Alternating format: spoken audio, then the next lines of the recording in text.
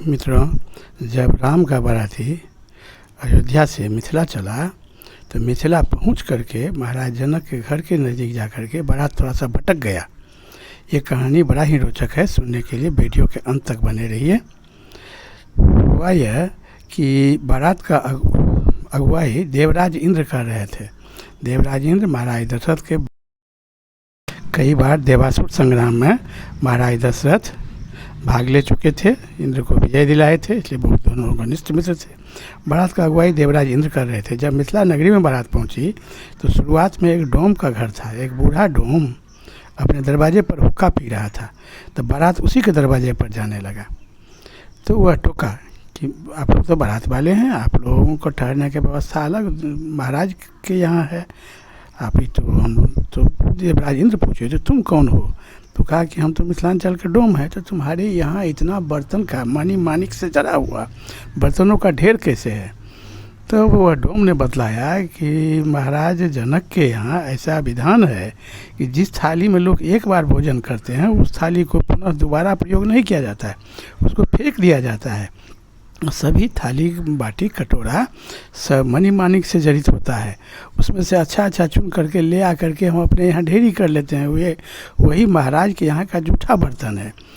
तो देवराज इंद्र आश्चर्यचकित हो गए कि रे इतना वैभव, इतना अच्छा थाली बाटी मनी मानिक जो फेंक दिया जाता है वो तो मेरे यहाँ भी इतना उपलब्ध नहीं है, देवलोक में भी उपलब्ध नहीं है। तो देवराज इंद्र बड़ा ही आश्चर्यचकित हो गया। दरअसल में बात ये थी कि जहाँ साक्षात जगजननी जगदम्बा माता लक्ष्मी बेटी के रूप में जन्म होकर के रह रही थी पली बड़ी, वहाँ वैभव का क्या कमी रह सकता है?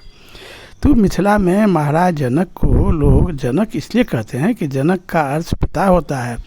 महाराज जनक अपने और अपने प्रजा के बीच कोई भेदभाव नहीं करते थे। जैसा राजमहल रहता था लगभग उसी से मिलता जुलता हुआ सभी प्रजा का घर, सारा व्यवस्था सब कुछ जैसे राजा का होता है वैसे ही मिथिला में पूरा प्रजा का भी व्यवस्था हो रहा था। और महाराज जनक अपने प्रजा को अपने पुत्र के समान ही मानते थे, इसलिए संपूर्ण मिथिलांचल के लोग उन्हें जनक अर्थात पिता कह करके पुकारते थे। इसलिए महाराज जनक का जो राज व्यवस्था था, जैसे राजा वैसे प्रजा, सबका रहन सहन खान पान सब कुछ एक जैसा था। ये मिथिला का वैभव था उस दिन में। क्योंकि माँ साक्षात जगजननी माँ लक्ष्मी मिथिला में बेटी बन करके रह रही थी, तो वहाँ का वैभव का क्या वर्णन किया जा सकता है। इसीलिए मिथिलांचल बहुत ही समृद्ध और वैभवपूर्ण था, जो देख करके देवराज इंद्र भी चकरा गए कि हमारे देवलोक में भी इस ढंग का व्यवस्था नहीं है जैसा कि मिथिला में है। इसीलिए बारात भटक गई थी। पुनः वह डोम के कहने से समझाने से जब बारात महाराज जनक के यहाँ पहुँचा तो जनक अपने गुरुओं के साथ बारात का अगवानी किए और बहुत सम्मान के साथ सबों का सबसे परिचय हुई। सब बहुत सम्मान के साथ सारा व्यवस्था किया गया, जो देख करके चक्रवर्ती सम्राट दशरथ भी आश्चर्यचकित हो गए। इस ढंग का व्यवस्था, इस ढंग का सम्मान तो दूसरी जगह कहीं उपलब्ध नहीं हो सकता है। इसलिए वह महाराज दशरथ भी महाराज जनक का भूरी प्रशंसा किए कि महाराज आप धन्य हैं, मिथिलांचल का संस्कृति संस्कार यहाँ का सब कुछ ऐसा अनुपम है को जो कहीं देखने को दूसरी जगह नहीं मिल सकता है। इसलिए महाराज दशरथ बहुत ज़्यादा प्रसन्न हुए।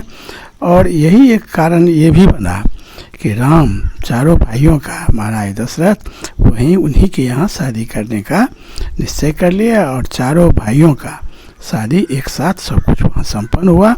तो बहुत बहुत धन्यवाद मित्रों, इस सब तरह कहानी सुनने के लिए मेरे चैनल के साथ बने रहें।